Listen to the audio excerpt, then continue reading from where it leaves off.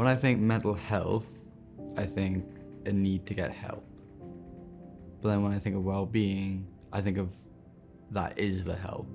One thing that always springs to mind when I think about mental health is the fact that, regardless of my own experiences, I don't see many men, specifically of my age, that speak out about it. And really it's quite disheartening for the fact that they want to hide it just to feel like they're stronger than what they appear. To me, when I first heard about mental health, is someone I thought that like schizophrenia and that type of stuff. But I never thought that depression was one of the mental health causes as well. Well, to me, mental health is what goes on up here, and well-being to me is taking part in activities or doing things that makes you happy. If you've got good well-being, that can often lead on to you having a better mental health. It can be easier said than done.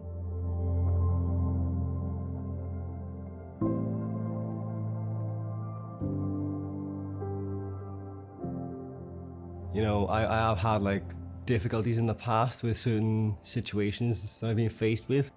And from that, I did kind of spiral into something similar to DID, dissociative identity disorder. It was very scary, really. So, but luckily enough, I did find someone who helped me get out of that space. And to this day, I still thank them for everything they do. But when I was in primary school, I was bullied a lot.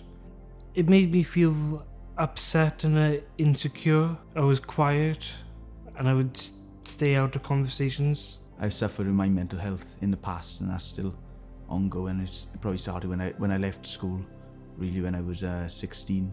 As time's gone on, I've realised that this is probably with me for the long haul, but I do things that makes me happy and things that improve my well-being and mental health. I was a very troubled kid. I didn't have no one. I got in with the wrong crowd. Thought doing drugs and things like that was the right way. But I had a hard upbringing. No role models around for me. I had to find my own way, really.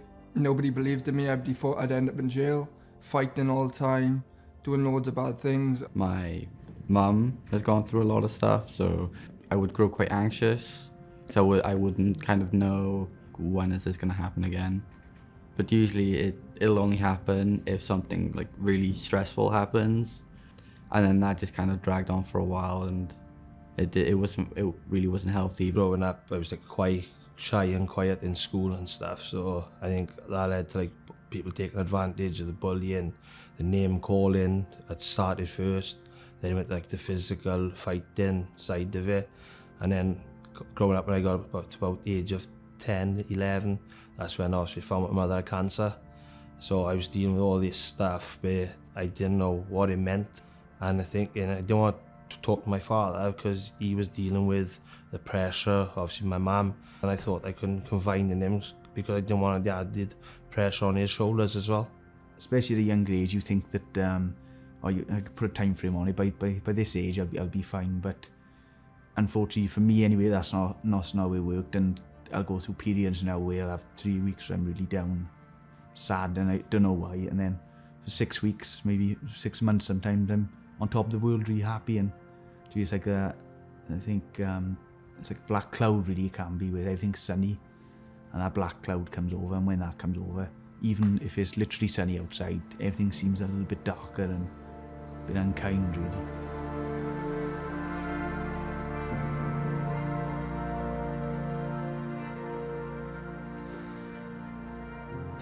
Personally, I think men just find it easier just to hide it. I think men tend to deal with their mental health in more unconventional routes. I think it's because we've been brought up with a stereotype. You look at like a man figure is always strong, stoic. They don't show off their emotions. Men were often told to man up or get on with it, and that's where the stigma kind of stems from. I think it's going back to generations, isn't it? Where you look at your father, your grandfather, great-grandfather, some mental toughness, the stubbornness as well. They're saying, oh, wise up, be a man. I think that needs to change. We all think we're alpha males. We all think we can handle it. But I realised looking back on all that, that was the worst choice I could have done. And it's way easier to speak out about it rather than hide it to yourself, because there's one thing that happens if you hide it. It just makes you worse.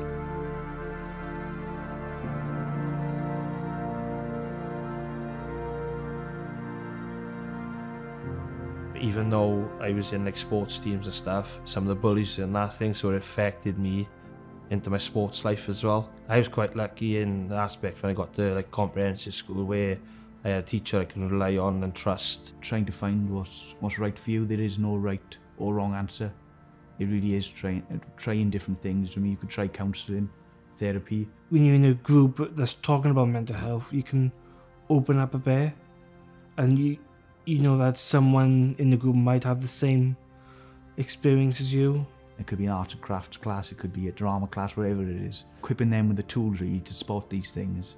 If you can't go to a group, I understand that. If you were scared to go to a group and anxiety and things like that, I would just say reach out to a friend or family member around you that you can proper trust.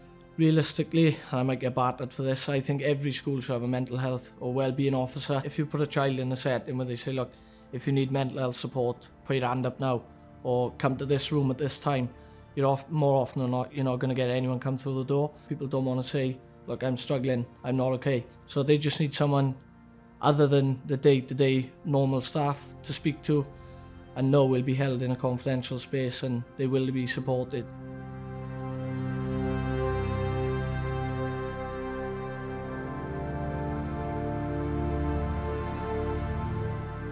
I always try and say it's not about saying the wrong thing. It can be just about listening to somebody. Maybe this person you're trying to help, this person going through a crisis, that you could be the first person that they've ever just spoken to. Sometimes they don't need to hear anything back, they just need to get something off their chest. Probably tell them that it's okay to show your emotions. Don't hide it. Open up more about how you feel. It still happens to me, but I know there's help there where you can go speak with someone now, so I've got the coping mechanisms now to help me to deal with it now. I'm sharing those ideas, talking to the boys about like other men, what they're going through and stuff, and they're understanding as well, so it's breaking that barrier with us as well. Just a little text your mate, just say I'm not okay, and they will help you through it. You can't really just sit around and wait for something to change. You have to be proactive in order to get change, because otherwise nothing will change. Just making everyone a bit more aware of maybe spotting the signs. Is someone acting differently for a couple of weeks than they have for the previous 6 months? Mental health is a beast and it can get hold of anyone. So it's down to people like us to step out and say, it's okay not to be okay. It's okay to have a couple of tears.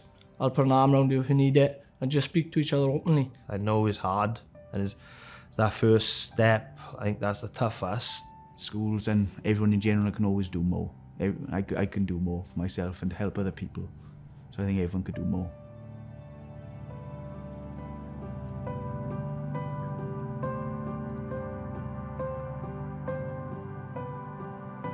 Find someone, whether that be family members, friends, distant relatives, just find someone who you can talk to, who you trust, who you believe can keep your information safe and potentially help you further.